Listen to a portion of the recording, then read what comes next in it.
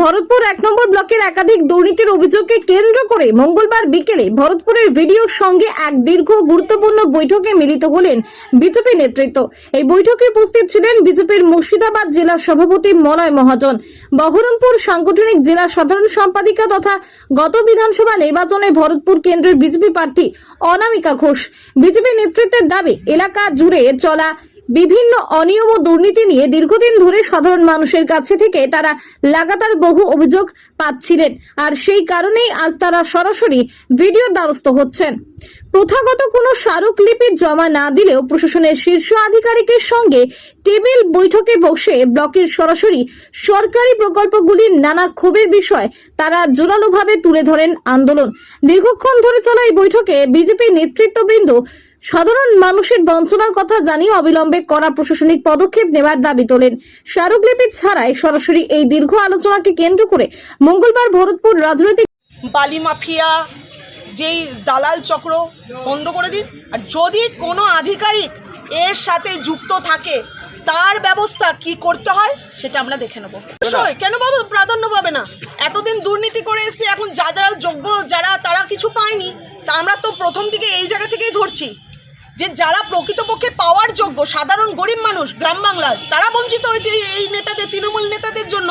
তার জন্য আমরা এই জায়গা থেকে ধরেছি, আর এর জন্যই তো পরিষেবা, যাতে সাধারণ মানুষ পরিষেবা পাই বলেই তো আমরা এখান থেকে এসেছি। দেখুন, একটা কথা আপনাদের মাধ্যম দিয়ে খুব ভালো বলেছেন। এই ধরুন, আমার সাথে কেউ আবির মেখে 4 তারিখের পর 12টার পর অনেকে গেরুয়া আবির মেখে বিজেপি হয়ে গেছে। আমি রাস্তায় যাচ্ছি, কেউ ফুল দিচ্ছে, কেউ গলায় উত্তরীয় পড়াচ্ছে, কেউ মালা পড়াচ্ছে, সব গেরুয়া আবির মেখে, কেউ ফটো তুলছে। এইভাবে বিজেপি হওয়া যায় না। বিশেষ করে তৃণমূলদেরকে বলছি, এইভাবে 4 তারিখের পর 12টার পর এভাবে বিজেপি হওয়া যায় না।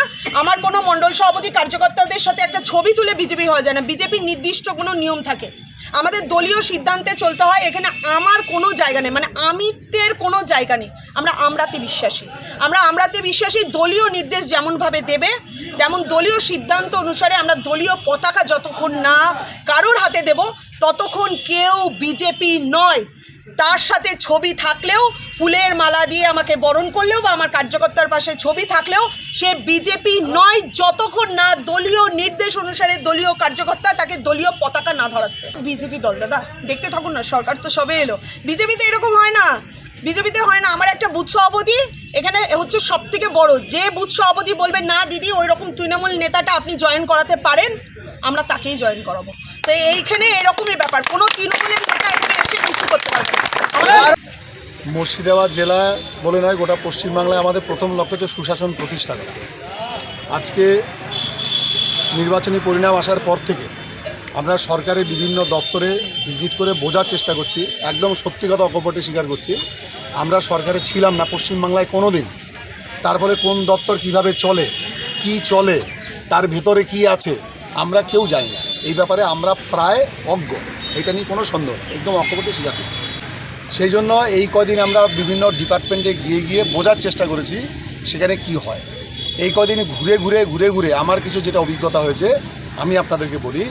2011 সালে তৃণমূল সরকার ক্ষমতা আসার পর থেকে ওরা প্রথম যেটা করেছে কি, সমস্ত জায়গা থেকে পরিচালন ব্যবস্থাটাকে ওরা ডিজলভ করে দিয়েছে। অর্থাৎ ওদের মনোনীত লোক যেটা বলবে সেটা হবে। সাপোজ আমি একটা উদাহরণ দিই, বহরমপুর মেডিকেল কলেজ হসপিটাল, সেখানে আমাদের রানিং এমএলএ হচ্ছে সুব্রত মৈত্র কাঞ্চন। রোগী কল্যাণ সমিতির তার অটোমেটিক্যালি সে ওখানকার রিপ্রেজেন্টেটিভ হিসাবে তার ওইখানে থাকা উচিত। কিন্তু সেখানে এতদিন কী হয়েছে জানেন, সেখানে এতদিন হয়েছে অপূর্ব সরকার ডেভিড হচ্ছে বহরমপুর মেডিকেল কলেজ হসপিটালের সে রোগী কল্যাণ সমিতির মেম্বার। কেন? ওইখানে বিজেপির এমএলএ যেহেতু আছে সেহেতু ওকে ওইখানে রাখবো না, আমরা কান্দি থেকে নিয়ে গিয়ে ওকে ওইখানে রাখবো। এইটা এতদিন করেছে। আবার যেখানে ভাগীরথী মিল্ক সোসাইটি লিমিটেড, সেইখানে একটা পরিচালন সমিতি থাকা উচিত, বোর্ড থাকা উচিত। সেই বোর্ডটাকে 2011 সালে ক্ষমতা আসার পর ডিজলভ করে দিয়েছে। অর্থাৎ ওইখানে কোনো বোর্ড নেই। তার বলে গোটা মুর্শিদাবাদ জেলার ভাগীরথী মিল্ক সোসাইটির সঙ্গে যারা চাষিরা জড়িত, তারা ওইখানে দুধ দেওয়ার জন্য যে রকম চুক্তি বিধি নিয়ম আছে সেই হিসাবে ভাগীরথী মিল্ক কোঅপারেটিভ তাদের সেই সমস্ত শর্ত ফুলফিল করছে। আজকে আমি একটু আগে ওখানে ছিলাম, ওইখানে গিয়ে ওখানকার যে ম্যানেজিং ডিরেক্টর আছেন তার সাথে কথা বলেছি। কথা বলে ওনার কাছ থেকে প্রিভিয়াস 3, 4, 5 বছরের অডিট রিপোর্ট নিয়ে শুধুমাত্র 1 বছরের অডিট রিপোর্ট ওনার কাছ থেকে চেয়ে যেটা দেখলাম সেটা হচ্ছে অডিট রিপোর্টের অবজারভেশন, রিপোর্টারের যে অবজারভেশন, প্রত্যেকটা অবজারভেশনে সিভিয়ার দুর্নীতির অভিযোগ। সমস্ত ক্ষেত্রে দুধ সংগ্রহ করা, ওরা বলতে পারবে না ঘি বিক্রি করে লাভ হয় না লোকসান হয়, ওরা বলতে পারবে না দই বিক্রি করে লাভ হয় না লোকসান হয়, ওরা বলতে পারবে না দুধ বিক্রি করে লাভ হয় না লোকসান হয়। এবার ওই সংস্থাটা এতদিন ধরে চলছে, যে সংস্থাটা কোনো 1 বছরে 12 কোটি টাকা লাভ করেছে, সেই সংস্থাটাই পরের বছর 6 কোটি টাকা লোকসান করছে। তো সেইটা আমরা দেখে অবাক হয়ে গেছি।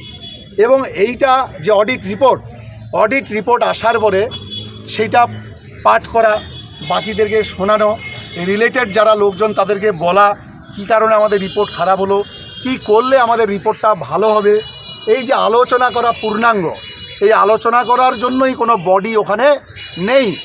কেন নেই? ওরা আগেই ডিজলভ করে দিচ্ছে, কোনো বডি থাকবে না ওখানে। তাহলে ওখানে চলে কী করে?